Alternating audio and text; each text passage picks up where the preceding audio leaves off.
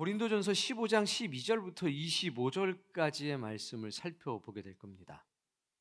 그런데 우리가 한 가지 알아야 될 게, 참 이 신앙이라고 하는 게, 믿음의 삶이라고 하는 게 생각보다 단순하고 동시에 생각보다 조금 복잡하다는 겁니다.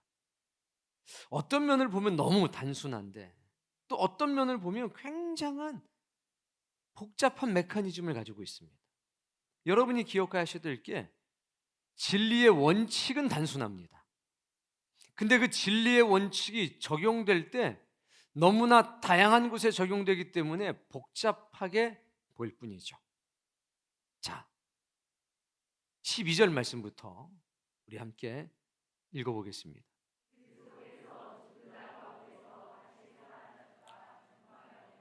너희 중에 어떤 사람들은 어찌하여 죽은 자 가운데서 부활이 없다 하느냐 할 때, 지금 제가 드리고 싶은 말씀은 이겁니다. 1차적으로 너희 중에, 이게 지금 이방 사람에게 전하는 게 아니라 고린도 교회 교인들에게 쓴 편지입니다. 우리로 치면 사랑의 교회 성도들에게 바울 목사님이 지금 편지를 쓴 겁니다. 너희 중에 어떤 사람이 있느냐? 부활이 없다. 부활이 없다라고 말하는 사람이 교인들 중에 있었다는 겁니다. 그런데 그게 2000년 전 고린도 교회에서만 있었던 일일까요? 아닙니다. 지금도 교회 안에 불신자들이 있습니다. 그들은 부활이 없다라고 말합니다. 오히려 2000년 전에는 부활이 없다, 내 생각엔 없는 것 같아, 이렇게 공개적으로 말하는 사람들이 있었는데, 지금은 교회 안에서 조용하게 부활은 없는 것 같아, 이러고 있는 사람들이 굉장히 많습니다. 우리가 같이 교회를 다니니까 우리 눈에는 전부 다 성도처럼 보이고 하나님의 자식처럼 보이지만, 우리 중에 어떤 사람은 아직도 부활이 없다라고 말하는 사람이 있을 수 있다는 겁니다. 우린 그걸 인정을 하고 믿음의 삶을 이어가야 합니다. 교회 바깥의 복음을 전하기 전에 우리는 교회 안의 복음을 전해야 합니다. 17절 말씀을 우리가 낮에 봤잖아요. 자, 17절 말씀 먼저 읽어보도록 하겠습니다. 우리 남자 성도님들이 크게 읽어보세요. 17절.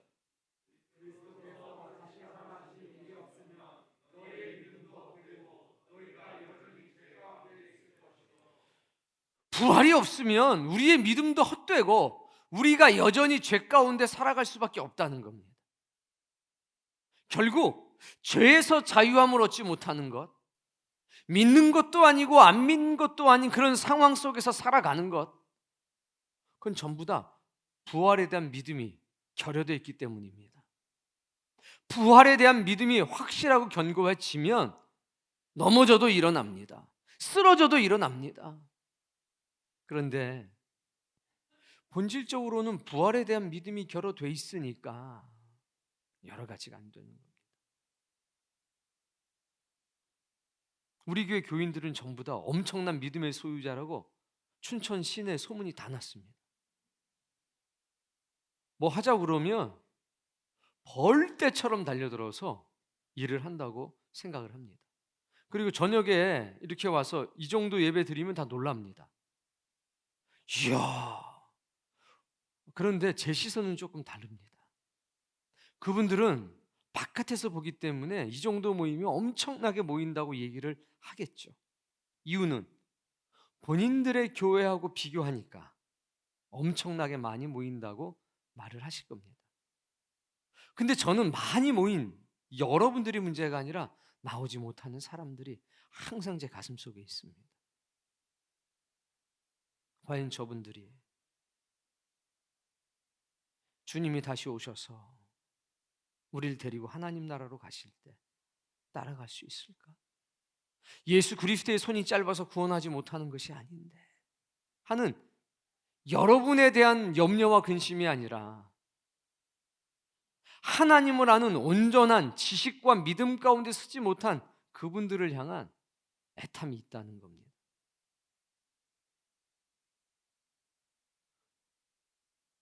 여러분이 이 교회를 지탱하고 버텨나가는 겁니다. 근데 여러분과 같은 사람이 우리 교회의 절반 정도를 차지하고 절반 정도는 여러분 발꿈치도 못 오는 분들인 건 사실입니다. 그러니까 교회 안에 너무나 다양한 6종류의 사람들이 있다고 말씀을 드리지 않습니까? 그러니까 저는 여러분이 열심히 살아주니까 너무 감사한데, 동시에 영적인 갓난아이, 영적인 어린이, 유아들, 영적인 어린아이들, 영적인 청소년들 항상 제 마음속에 있는 겁니다. 어떻게 해야 되나? 어떻게 해야 되나?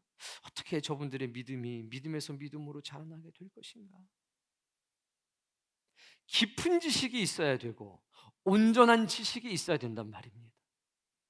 고린도의 교인들은 이방 사람들이었습니다. 1절서부터 보면 부활에 대한 말씀을 전합니다. 너희가 나의 전한 것을 보고 부활을 믿게 되지 않았느냐? 그런데도 12절 다시 돌아가서 너희 중에 어떤 사람들은 어찌하여 죽은 사람의 부활이 없다라고 말하느냐? 죽으면 끝이라고 말하느냐? 오늘 여러분들에게 부활에 대한 온전한 믿음이 있었으면 합니다. 이건 근데 확인이 안 됩니다. 집사님 일로 와봐. 부활에 관한 성경 구절 왜 봐? 이걸로 테스트가 되는 게 아니잖아요.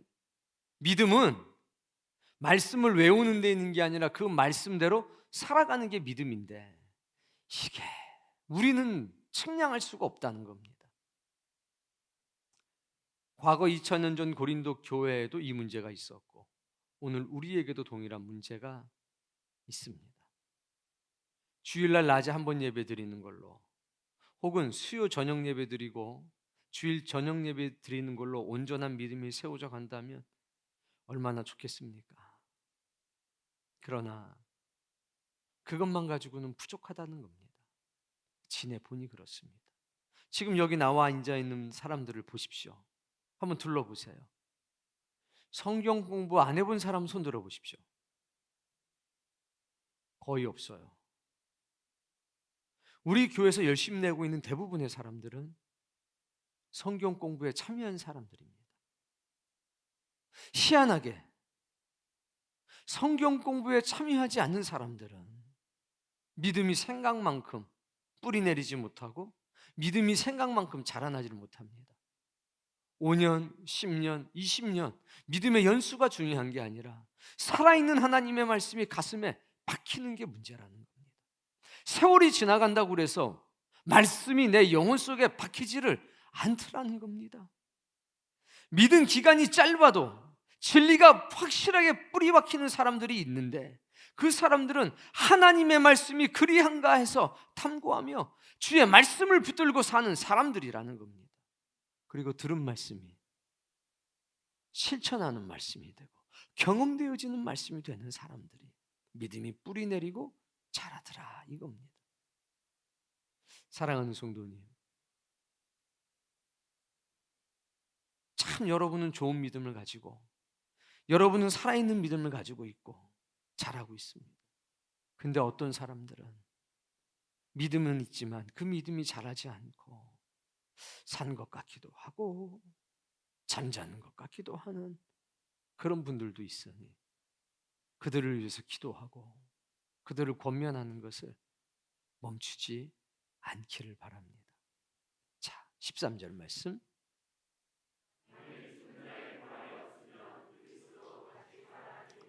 바울이 하고 싶은 얘기는 예수님의 부활이 아니라 이겁니다. 죽은 자의 부활.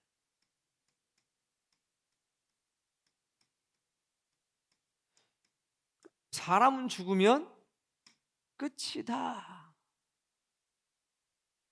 이렇게 생각을 하는 겁니다. 그러니까 죽은 자의 부활을 딱 앞에다 놓고 여기다가 예수 그리스도의 부활을 붙이는 겁니다. 그러니까 사람들이 예수 그리스도의 부활은 인정한 겁니다. 그분은 신의 아들이기 때문에 죽었다가 다시 살 수도 있지. 그런데 평범한 사람들이 죽었다가 다시 살아난다고? 그거는 아닌 것 같아. 지금 이런 환경이 되는 겁니다.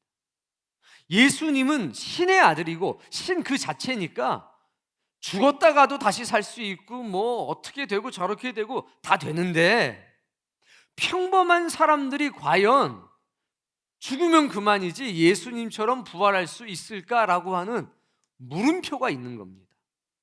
이게 이해가 되십니까?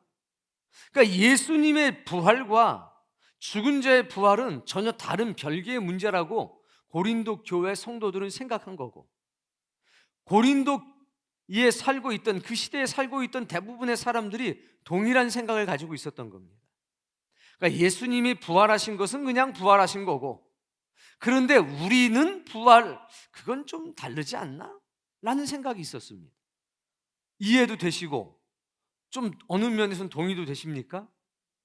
지금 우리는 그냥 부활을 뭉뚱그려서 생각하는데, 우리가 부활에 대한 확신이 없는 것도 그겁니다.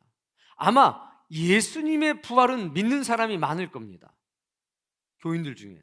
그런데 내가 부활할까라고 하는 부분에 대해서는 물음표를 가지고 있는 사람이 생각보다 훨씬 더 많을 겁니다. 부활에 대한 확신이 있으면 죽음이 슬프지만 죽음이 두렵진 않습니다. 죽음이 고통스럽지만 그 죽음이 두렵진 않습니다. 죽음이라고 하는 이부열 앞에서 슬프지만 당당할 수 있다는 겁니다. 마찬가지로 이 세상에서 어떤 일을 해나갈 때 훨씬 더 당당하게 해나갈 수 있습니다. 시련이 오면 아프지요. 고난이 오면 피하고 싶지요. 그러나 때때로 용기를 내서 교묘하게 그것을 마주대하기도 한다는 겁니다. 그러니까 피하는 신앙이 아니라 견뎌내는 신앙을 하는 겁니다. 우리는 어떤 사람들이 남편과의 마찰을 피하고 아내하고의 마찰을 피하고 자녀하고의 마찰을 피하면서 이런 말을 쓰는 걸 종종 봅니다. 성경에 뱀처럼 지혜로우라고 그랬어. 그러니까 문제 일으키지 말고 일단 피해 나가. 그 말은 그래서 있는 게 아닙니다. 우리는 선한 싸움은 싸워야 합니다. 보통 싸움은 안 싸워도 선한 싸움은 싸워야 합니다. 내 가족에게 있는 사망은, 죄는 찔러서 도려 내줘야 합니다. 그게 선한 싸움입니다. 선한 싸움을 싸워라. 그리고 영생을 취하라. 영생을 취하게 하는 싸움, 그게 선한 싸움입니다. 선한 싸움으로 죽이면 살아나는 역사가 있다는 겁니다. 그런 싸움을 싸우려면 부활에 대한 확실하고 분명한 믿음이 있어야 됩니다. 그게 결여가 되면 언제나 삐져나갑니다. 13절 다시. 그래서 죽은 자의 부활이 없으면, 이 사람들은 예수님의 부활은 믿지만 죽은 자의 부활은 긴가민가 하고 있는 상황이었기 때문에 이걸 역설적으로 얘기하는 겁니다. 예수님이 부활한 것은 믿지? 예수님이 어떻게 부활하신 줄 알아? 죽은 자의 부활이 있다는 것을 증명하시려고 하나님이 그렇게 하신 거야. 이 얘기하는 겁니다. 이해되세요? 14절.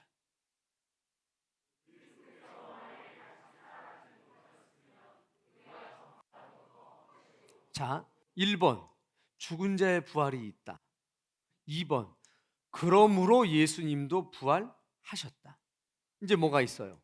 3번. 이게 3번이에요. 만약에 예수님의 부활이 없다면 우리의 전도도, 전파가 전도죠. 전도도 헛것이고 또 믿음도 헛것이다. 이렇게 된 겁니다. 본질은 뭐? 죽은 자의 부활이 있기 때문에 우리의 전도도 의미가 있고 우리의 믿음도 의미가 있다는 겁니다. 그러니까 지금 모든 것의 가장 핵심은 뭐냐면 죽은 자의 부활입니다. 너도 부활할 수 있다는 겁니다. 이게 가장 핵심적인 겁니다. 너도 부활할 수 있어. 예수님만 부활하시는 게 아니라 너도 부활할 수 있어. 네가 살아있으면 산 자의 부활로, 네가 죽어있으면 죽은 자의 부활에 참여하는 거야. 이 부활이 있기 때문에 우리의 설교도 힘이 있고 우리의 전도도 힘이 있고 우리의 믿음도 힘이 있는 거야. 이게 우리에게 이루어지지 않는다면 우리의 믿음도 헛것이고 우리의 전도도 헛것이야. 내가 전도를 못한다? 내가 전파하는 것을 망설인다? 부활에 대한 결여입니다.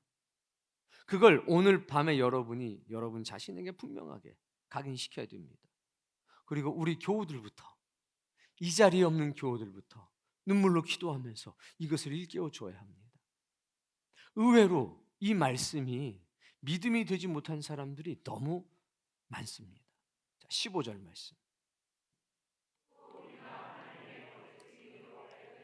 자, 그러면 우리가 만약에 이게 없다면 어떻게 된다는 겁니까? 우리는 거짓 증인이다. 뭐가 없으면? 부활이 없으면. 부활이 없으면, 죽은 자의 부활이 없으면 우리는 거짓 증인이다. 왜? 이유가 나오죠. 읽어보세요. 우리가 하나님이 예수님을 살리셨어 라고 증언했는데 죽은 자의 부활이 없으면 우리가 거짓말하는 증인이지. 만일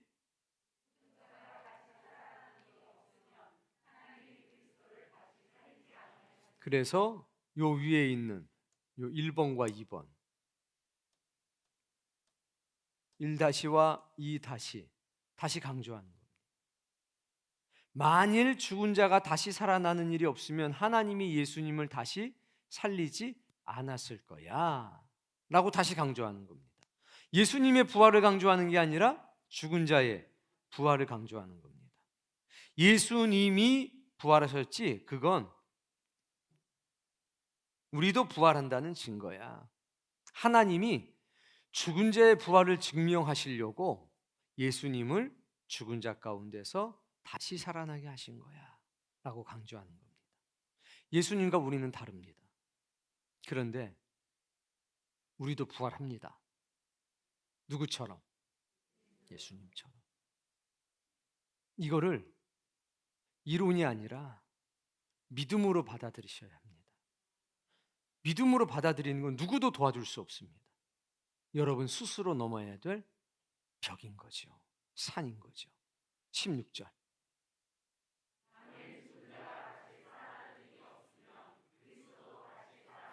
16절에서 이걸 다시 얘기하죠. 계속 이 얘기예요.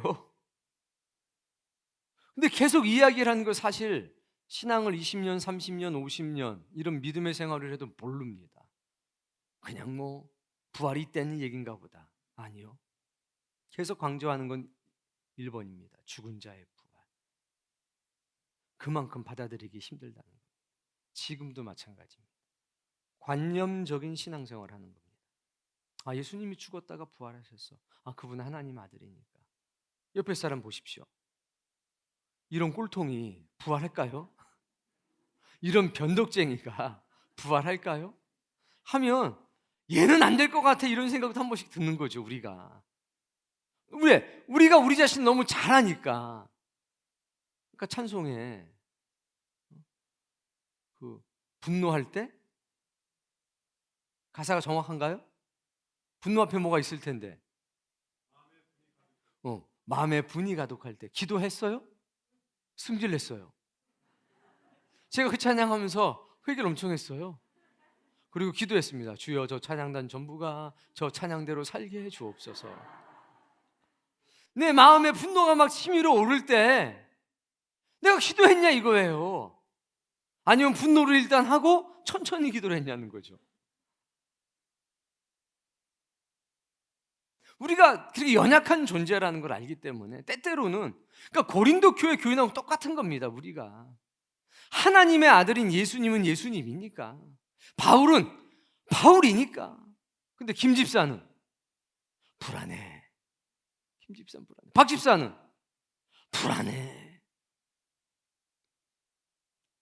그래서 이거는 부활이라고 하는 것은 너의 능력이 아니라 하나님의 능력이라는 겁니다.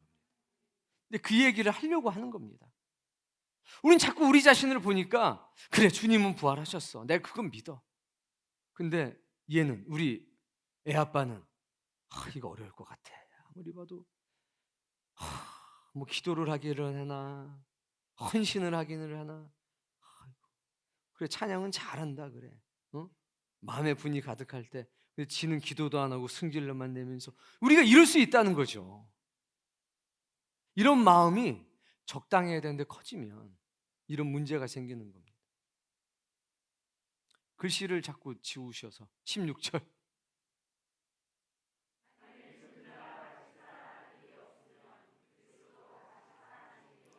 조장로가 부활하는 일이 없다면 예수님 부활하실 리가 없다 이거예요. 김 집사가 반드시 부활했기 때문에 예수님도 부활하셨다 이거예요. 주님이 다시 살아나신 건 봐라, 나는 죽었다가 살아나는 능력이 있어, 이 얘기하시려고 하는 게 아니라 너희도 부활할 거야. 너희의 부활이 있기 때문에 하나님이 나를 다시 살리신 거야. 이 이야기를 계속하는 겁니다. 너무 멋지지 않나요? 우리의 믿음의 연약한 걸 아시고 하나님이 바울을 통해서 이것을 계속 너무 그냥 이렇게도 하시고 저렇게도 하시는 겁니다. 17절. 자, 예수님이 부활하신 일이 만약에 없다면 다음, 자, 너희의 믿음도 뭐하고 헛되고, 믿음도 헛되고, 다음 말씀, 여전히 죄인, 즉 너희의 죄사함의 역사도 없었을 거라는 겁니다. 예수님의 죄사함의 역사가 우리에게 구원의 능력이 된 건 예수 그리스도의 부활이 있었기 때문입니다. 돌아가시고 끝났으면 아무것도 아니라는 겁니다. 돌아가시고 부활하셨기 때문에 그의 보혈이 된 겁니다. 살아나셨기 때문에 그 보혈이 지금 영적으로 여전히 우리의 영혼에 닿고 있다는 겁니다. 역설적으로 내가 예수 그리스도의 부활, 나아가 죽은 자의 부활까지 이르는 이 거룩한 메커니즘을 믿음으로 완전히 받아들였으면 나는 죄 가운데 여전히 있는 사람이 아니라 죄 가운데서 벗어난 사람이 될 거고, 헛된 믿음이 아니라 온전한 믿음을 가지고 살아가는 사람이 될 거라는 겁니다. 너무 멋있잖아요. 너무 멋있습니다. 여러분의 눈동자를 좀 여러분이 보셨으면 좋겠어요. 저 뒤에 뭐 좀 해서 좀 얼굴을 좀 보여줘봐. 이분들의 눈동자를. 이 눈동자가 일주일 내내 변하지 않기를 바랍니다. 저 천사 같은 눈동자 변하지 않기를 바랍니다. 18절.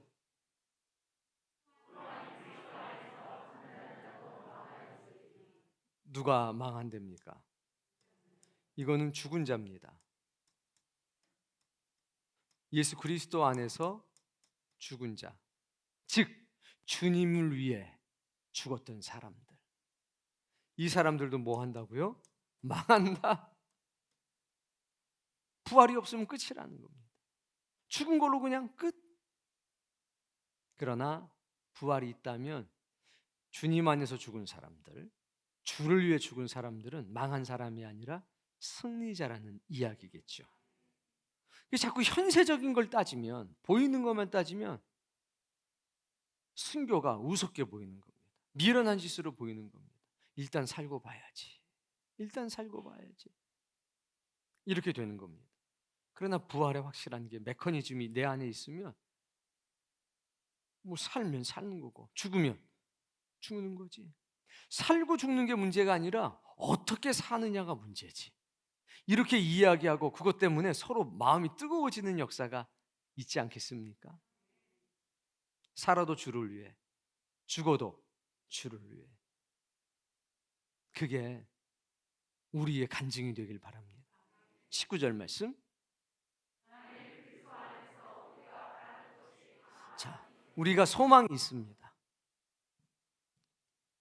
소망인데 이 소망은 철저하게 예수 그리스도 때문에 생긴 소망입니다. 우리가 소망하는 게 있다면, 주님과 함께 바라보는 게 있다면, 다만 이 세상의 삶뿐만이 아니다 말하는 인생이죠. 인생 100세.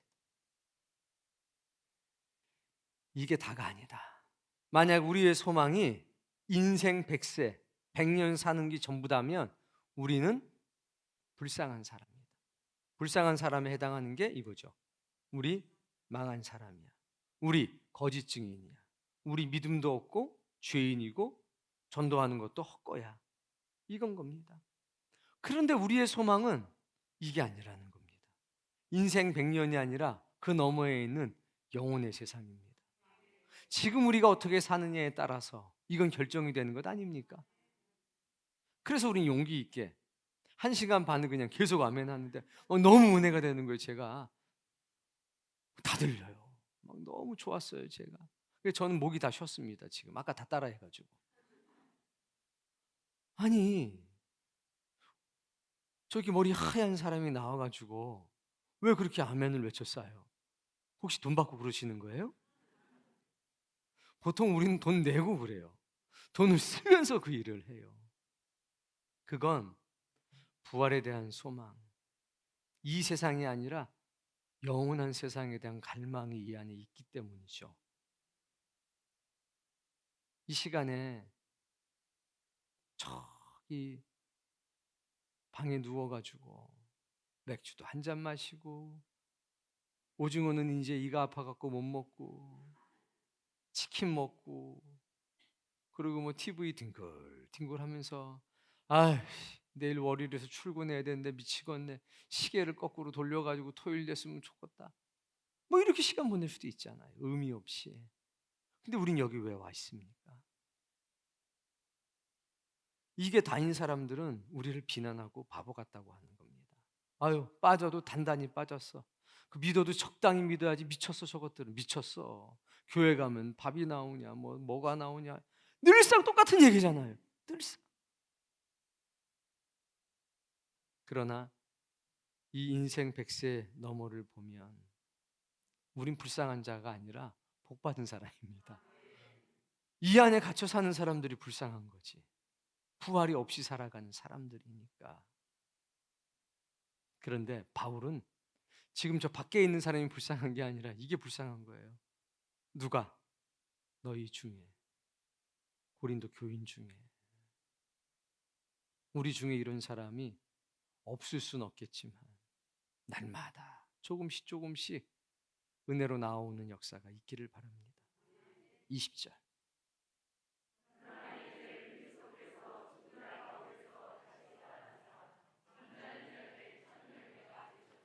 이제 우리가 잘 아는 이제 첫 열매가 여기서 나오는 겁니다.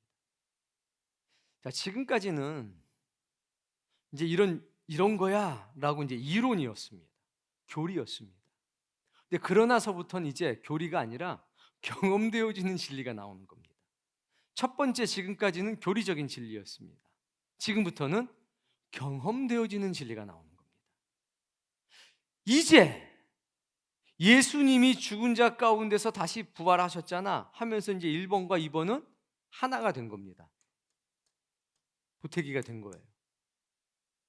그러니까 너희가 예수님의 부활은 무조건 1번과 2번이 하나 된 거라고 생각하면 돼. 이렇게 얘기를 하시는 거예요. 잠자는 자들의 죽은 자의 첫 열매가 되셨다라고 딱 선언을 해버렸습니다. 21절.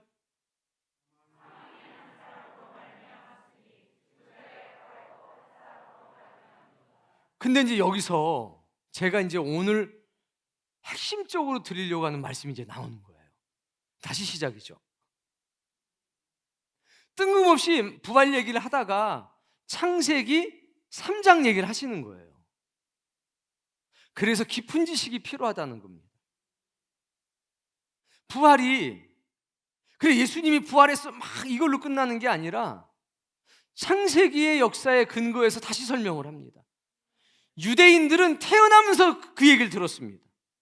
그런데 이방 사람들은, 헬라 사람들은 전혀 모르는 일들이죠. 그러면 이 이야기를 가리켰다는 얘기입니다. 이 이야기를 배우기를 힘썼다는 겁니다. 이게 전래동화가 아니라 이들에게는 확실한 선한 지식이 됐다는 겁니다. 다시 한번 사망이 자 그러니까 죽음이라고 하는 게 그 유래를 너희가 알잖아. 죽음의 유래는 아담 때문이야. 이 얘기잖아요. 죽음은 아담으로부터 시작된 거야. 그러고 나서 여기 이제 뭐가 나옵니까? 부활. 부활도 한 사람, 원 퍼슨, 제2의 아담. 그래서 이건 뒤에 나오지만 둘째 아담, 즉 예수 그리스도라고 얘기하는 겁니다. 너희가 이 땅의 사망이 죽음이라고 하는 것이 아담의 불순종으로 해서 들어왔잖아. 마찬가지로 죽은 자의 부활도 이제까지 없었다가 둘째 아담인 예수 그리스도가 부활하심으로 이제는 경험되어지는 진리가 될 거야 라고 딱 얘기를 하는 거죠. 여러분은 선한 지식이 있으니까 아멘인데 창세기 3장의 내용을 잘 모르는 사람들은, 알고 있어도 그게 믿음이 안 된 사람들은 이게 받아들여지질 않는 겁니다. 무슨 얘기를 해? 22절. 그리스도 안에서 모든 사람이 딱 얘기를 하는 거죠. 그럼 우린 창세기 3장에 있었던 사건을 다시 설명을 해야 되지 않습니까? 이때 사람들이 이야기를 복잡해라고 얘기하는 겁니다. 왜? 고린도 얘기도 지금 2000년 전이라서 헷갈리는데 다시 거기서 4000년을 거슬러 올라가서 지금으로부터 6000년 전 얘기를 해야 되니까 복잡해. 이게 과연 복잡한 얘기일까요? 아니면 정말 놀라운 이야기일까요? 그래, 누군가에겐 놀라운 얘기입니다. 2000년 전에 이런 것이, 4000년 전에 이런 것이, 6000년 전에 그런 것이 다 믿어지는 말씀이고, 야, 어쩌면 톱니바퀴가 맞아 떨어지는 것처럼 그렇게 맞아 떨어지냐? 놀라움의 연속인데 누구는 복잡해, 어려워, 희한하죠. 그래서 영생이 모든 사람에게 허락된 건 아닌 것 같습니다. 이건 무식하고 유식하고랑 아무 상관이 없습니다. 세상에서 무식해도 하나님 안에 유식한 사람이 있습니다. 세상에서 유식하고 박식한데 하나님에 대해서, 진리에 대해서 무식한 사람이 있습니다. 그러니까 다른 거예요. 서울대학, 하버드 좋죠. 우리는 더 좋은 게 있어요. 바이블 대학이라고. 이거는 수료증이 있으면요 그냥 가는 거예요. 부활의 길로, 생명의 길로 쫙. 하버드 나와도 죽더라. 그리고 부활을 못 하더라. 죄송합니다. 하버드 출신들이 있을 텐데 말하자면 그렇다는 거죠. 삶의 가치를 어디에 두어야 되는가? 지식이라고 하는 것이 단편적인 지식 갖고는 이게 온전한 믿음이 되기는 어렵더라. 이걸 지금 말씀드리는 겁니다. 그러니까 그 앞에 있었던 너희 중에 부활을 믿지 않는 사람들, 부활이 없다라고 말하는 사람들, 그 사람들은 깊은 지식이 없는 겁니다. 단편적인 지식만 있는 겁니다. 그러니까 영안을 떠서 보면 저기 글씨가 있잖아요. 왜 믿는 사람들이 어려울까요? 잘 돼야 될 텐데. 하나님 도대체 뭐 하시는 겁니까? 지식이 너무 짧으니까 그런 얘기를 하는 겁니다. 그걸 설명하려면 끝이 없어요. 왜? 그 얘기 딱 얘기해주면 그럼 이건 뭔데요? 기다렸다는 듯이 그 얘기를 해주면 그럼 이건 뭔데요? 워낙 지식이 없으니까 다 얘기를 해줘야 되는데 이게 다 얘기가 안 되잖아요. 차분히 배워봅시다. 싫어요 그건. 어쩌면 그렇게 죽음을 향해 가는 인생이 당당한가? 한 번쯤은 멈춰서서 괴테가 왜 그런 말을 했을까? 토스토옙스키가 왜 그런 얘기를 했을까? 헬런 켈러가 왜 그런 말을 했을까를, 내 인생의 선배들이, 저명한 사람들이 왜 그런 말을 던졌을까를 한 번쯤은 멈춰서서 생각을 해본다면 그의 인생이 찬란하게 빛날 수도 있을 텐데 너무 가볍게 사는 것 아니냐? 너무 감정적으로 사는 것 아니냐? 아담 안에서 모든 사람이 죽은 것 같이 이게 인간론이고 죄론이잖아요. 그리스도 안에서 모든 사람이 삶을 얻으리라, 이거 구원론이잖아요. 한 줄로 간단하게 됐는데 이거 갖다 놓고서 6개월을 공부해야 되는 겁니다. 신학교 가서도. 근데 그거를 잠깐 얘기를 해달라고요? 얘기는 하죠. 그럼 믿냔 말입니다. 금세 이상한 소리 한다니까요. 또 그래서 우리는 우리의 삶을 보여주는 게 가장 좋습니다. 야, 다 복잡한 거 필요 없고 예수님 믿으면 나처럼 돼. 딱 했을 때 그 사람이 그래, 너처럼 살고 싶어. 나 너 따라갈게. 여러분, 승리한 인생. 근데 그 얘기를 하려고 그랬더니 너무 뒤통수가 간지럽고 입이 안 떨어지고 그러면 조금 더 기간이 필요한 거죠. 안 된다는 건 아니에요. 기간이 좀 필요한 겁니다. 그래서 이건 논리나 이론의 싸움이 아니라 삶의 문제라는 겁니다. 여러분이 누군가를 통해서 교회 나왔을 때 그 누군가를 보십시오. 여러분이 싫어했던 사람 아닙니다. 여러분이 사랑했던 사람, 좋아했던 사람, 존경하던 사람들을 따라서 온 겁니다. 하나님 보고 온 게 아니라 사람 따라온 겁니다. 그럴 수밖에 없죠. 그게 전도의 미련한 겁니다. 하나님의 영광이 그냥 번쩍하고 보여가지고 이착!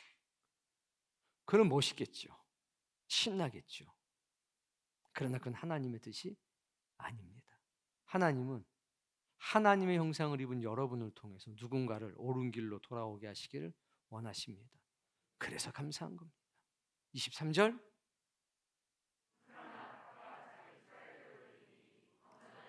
예정론이 등장하는 거예요. 이제 구원의 예정론이 미리. 그러니까 지금 이 고린도전서 15장은 그냥 쓰여진 게 아니라 성경 역사 전체가 담겨져 있는 겁니다. 30분에 되겠습니까? 여러분 정도 되니까 이게 암만이 나오지 어지간한 사람들은 눈이 띵그래서 어떻게 돌아가는 거요? 이러다 시간이 다 가겠죠. 자, 각각 자기 차례가 있다는 겁니다. 뭐에? 부활에. 부활의 차례가 있는데 여기까지 하고 우리 찬양할게요. 차례대로 되리니 먼저는 누가 먼저 부활하는 겁니까? 예수님이 먼저. 부활 이미 하셨죠. 다음에는 그러니까 부활하신 다음에 천성에 올라간 예수님께서 다시 이 땅에 오신다는 거 아닙니까? 이 땅에 다시 오신다는 건 아닙니까? 예수님이 강림 위에서 아래로 내려오실 때 예수님에게 속한 사람들이 뭐합니까? 부활한다. 먼저는 예수님, 두 번째는 예수님이 강림할 때 예수님에게 속해 있던 사람들이 부활을 한다.